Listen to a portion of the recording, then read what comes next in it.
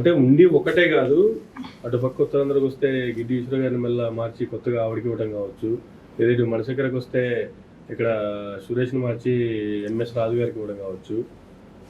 మార్చిన చోటల్లా వ్యతిరేకత వస్తూనే ఉంది. ఇప్పటికీ ఇంకా నామినేషన్లకి లాస్ట్ డేస్ ఫైనల్ అవుతున్నప్పటి తరుణంలో కూడా ఇంకా మార్పులు చేర్పుల దగ్గరే కూటమి లేదు. టీడీపీ వైఎస్ఆర్ కాంగ్రెస్ పార్టీ మార్పులు అటు ఇటు చేసినప్పుడు మిగతా పార్టీల వారు చంద్రబాబు నాయుడు గారు, కళ్యాణ్ బాబు గారు కూడా మాట్లాడడం జరిగింది. నేను ఇక్కడ మనం కూడా మాట్లాడాం. ఆ మార్పుల్లో 70% ఆ పార్టీకి లాభమే జరుగుతుందండి, నష్టం అని కాదు. Because of people tendency and their view ఆ పర్సెప్షన్స్ తేడా ఉంటాయి. 30% లాభం విడుదల గారు అయితే ఖచ్చితంగా ఆయన ఆవిడ చెల్లికలు బయట ఓడిపోయే అవకాశం ఉంది. మనోహర్ నాయుడు గారి ఇష్యూ డిఫరెంట్ ఇష్యూ. ఆవిడని తీసుకొచ్చి ఇక్కడ వెస్ట్లో పెడితే 20,000 మైనస్ ఉన్నది ఇవాళ 5,000కి తీసుకొచ్చినట్టు కనపడతా ఉంది లిస్ట్ ప్రకారం గుంటూరు వెస్ట్లో. తర్వాత మాట వేరే సంగతి. అలాగే ఆదిమూలం సురేష్ గారికి అక్కడ వ్యతిరేకత ఉన్న సందర్భంలో వాళ్ళ దానం విజయ్ కుమార్ గారికి ఫైట్ ఇస్తున్నారు ఆయన ప్రకాశం జిల్లాలో మంత్రి గారు. అంతకుముందు వదిలేసిన కాన్స్టిట్యున్సీ. అలాగే మైనస్లు ఉంటాయి, కొన్ని చోట్ల మైనస్లు ఉంటాయి. కానీ తెలుగుదేశం వాళ్ళు వాళ్ళ ఇష్టం అండి. కానీ విచిత్రం ఏంటంటే ఇవాళ అక్కడ చింతన ప్రభాకర్ అని పశ్చిమ గోదావరి జిల్లా దెందులు సీట్ ఉంది. చాలా టఫ్ ఫైట్గా ఉంది అక్కడ, టఫ్ ఫైట్ ఉంది. అలాంటి సమయంలో ఆయన సీట్ ఇవ్వలేదు.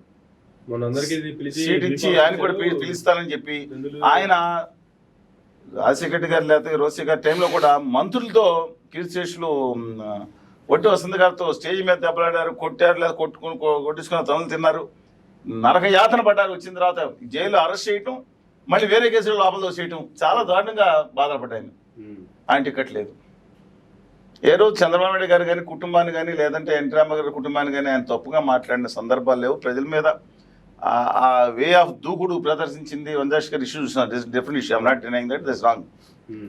కానీ ఆ పార్టీ మీద విశ్వసనీయ, పార్టీ కోసం ప్రాణం ఒడ్డి పనిచేస్తాడని పేరుంది. ఆయనకి సీట్ లేదండి.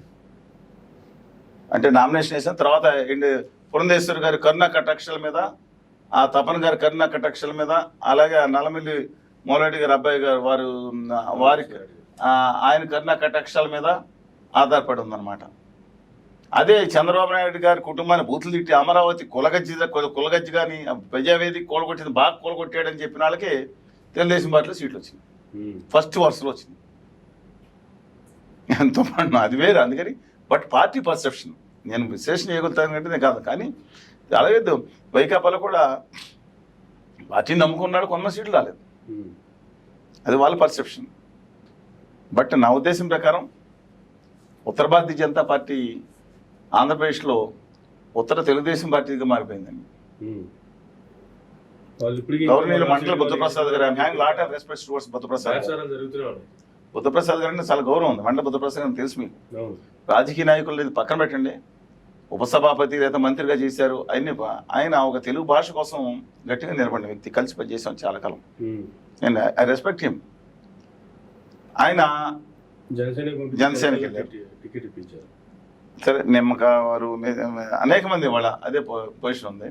అలాగే భారతీయ జనతా పార్టీ ఎంతమంది క్యాండిడేట్స్ అండి?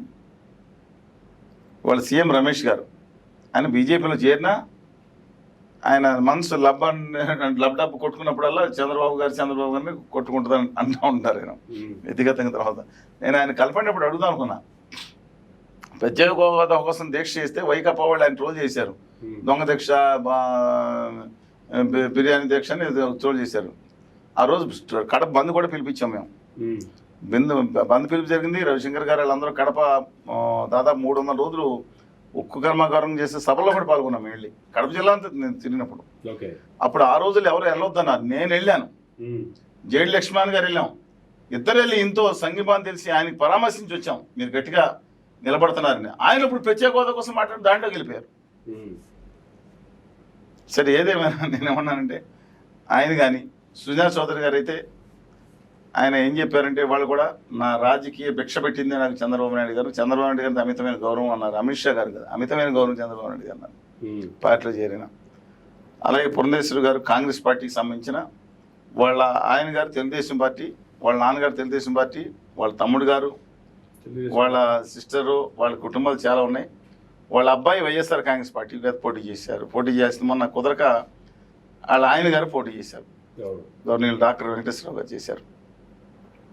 మరి ఏ పార్టీ అంటే కుటుంబ సభ్యులు వేరే వేరే ఉండొచ్చు, కానీ దట్ డిఫరెంట్ ఇష్యూ.